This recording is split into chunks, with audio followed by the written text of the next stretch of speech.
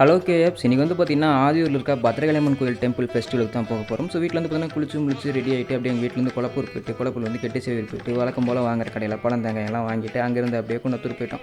குன்னத்தூரில் வந்து பார்த்திங்கன்னா தான் மாலை வாங்கியிருந்தோம். சாமா தான் வந்து பார்த்திங்கன்னா வாங்கிட்டு இருந்தாங்க. குன்னத்தூர் போய்ட்டு மாலையெல்லாம் வாங்கிட்டு ஸோ நாங்களும் வந்து பார்த்திங்கன்னா கோயிலுக்கு போகிறது ரெடி ஆயிடுச்சு. ஸோ டேரெக்டாக அங்கேருந்து அப்படியே ஆதியூர் வந்தாச்சு. ஆதியூரில் வந்து பார்த்திங்கன்னா நைட் டைம் தான் போயிருந்தோம். சரியான வந்து பார்த்திங்கன்னா க்ரௌடு.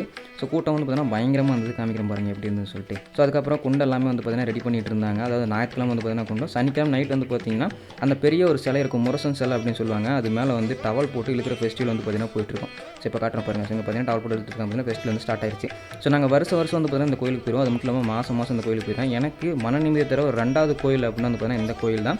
ஸோ கண்டிப்பாக நீங்களும் இந்த நம்பியூர், குரமந்தூர், குன்னத்தூர் இந்த சைடு இருந்தீங்கன்னா மறக்காம இந்த கோயிலுக்கு வந்து ஒரு டைம் விசிட்டை போட்டு பாருங்கள். உண்மையிலே வந்து பார்த்திங்கன்னா ஒரு சூப்பரான கோயில். இந்த ஃபெஸ்டிவலுக்கு நீங்களும் வந்திருந்தீங்க அப்படின்னா மறக்காம கீழே ஒரு கமெண்ட்டை போட்டு விட்டுருங்க. நம்ம சேனலுக்கு சப்ஸ்கிரைப் பண்ணுங்கள். வேறு நாளில் இருந்து பார்க்குறேன். Bye bye, take care.